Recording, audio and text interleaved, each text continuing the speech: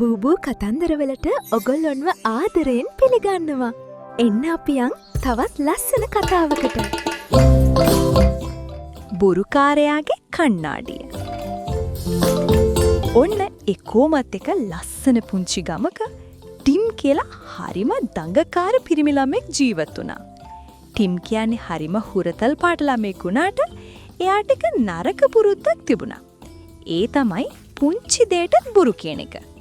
ගෙදර වැඩ නොකර ඉන්න ටීචර් අද මට බඩ රිදෙනවා කියලා බොරු කියනවා. අම්මා කෑම කන්න කතා කළාම මම යාළුවෙක්ගේ ගෙදරින් කෑවා කියලා බොරු කියනවා. මේ නිසා ටිම් කියන දේවල් කවුරුත් විශ්වාස කළේ නැහැ. ගමේ හැමෝම යාට කිව්වේ බොරුකාර ටිම් කියලායි. දවසක් හවස ටිම් යාගේ ගෙදර පරණ බඩු දාලා තියෙන අඳුරු කාමරේ සෙල්ලම් කරමින් හිටියා. එතන තිබුණු පරණ පෙට්ටියක් අස්සේ තිබිලා එයාට හරිම ලස්සන ඒ වගේම අමුතු පෙනුමක් තිය කණ්ණාඩියක් හම්බුණා. මේ කණ්ණාඩියේ වටේටව දිලිසෙන මැණික් ගල් අල්ලලා තිබුණේ. ටිම් හරිම ආසාවෙන් මේ කණ්ණාඩිය අතට අරගෙන ඒකේ දූවිලි පිහදාලා තමන්ගේ මූණ දිහා බැලුවා.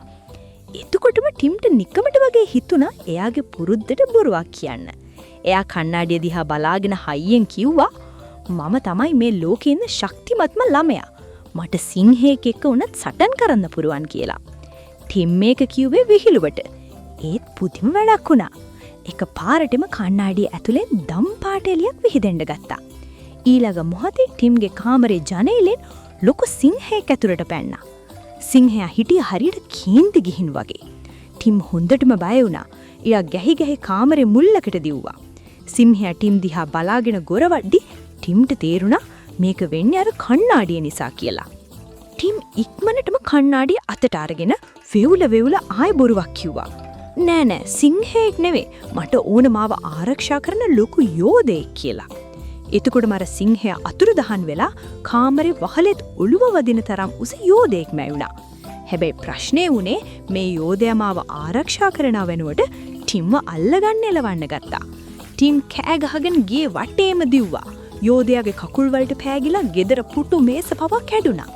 ටිම්ට දැන් හොඳටම බයයි. එයාට තේරුණා එයා කියන ඕනෑම බොරුවක් මේ කණ්ණාඩියෙන් ඇත්ත වෙලා එයාටම කරදරයක් වෙනවා කියලා. යෝධයාගෙන් බේරෙන්න ටිම් ගෙදර මිදුලට දිව්වා. දුවන ගමන් මෙයා කණ්ණාඩියට තවත් බොරුවක් කිව්වා. මම කුරුල්ලෙක් මට පියාඹන්න පුරුවන් කියලා. එක පාරටම ටිම්ගේ අත් දෙක කුරුළු තටු දෙකක් වුණා. එයා ඉහළ අහසට ඉගිලුණා. මුලදී ටිකක් සතුටු හිතුණාට ටික වෙලාවකින් හයියෙන් හුළඟක් ඇවිත් ටිම්ව ගහක අත්තක පැටලුණා. දැන් එයාට බැහැලා එන්න විදිහක් නෑ. එයා කුරුල්ලෙක් නිසා එයාට කතා කරන්න බෑ. එන්න පුරුවන් උනේ චීක් චීක් සද්ද විතරයි. ගහ උඩ හිර වෙලා ඉන්න ටිම්ට එයාගේ අම්මව මතක් වුණා. එයාට හිතුණා අපරාධෙ මම බොරු කියන්න පුරුදු උනේ. ඇත්ත විතරක් කිව්වනම් මට මේවනේ කරදර වෙන්න නෑනේ කියලා. ටිම්ගේ ඇස් වලින් කඳුළු ගලාගෙන ආවා. එයා අමාරුවෙන් කණ්ණාඩිය මූණේ ඉස්සරහට අරගෙන ජීවිතේ පළවෙනි වතාවට Tamanගේ හදවතින්ම ඇත්ත දෙයක් කිව්වා. මම යෝධයෙක්වත් වීරයෙක්වත් කුරුල්ලෙක්වත් නෙවෙයි.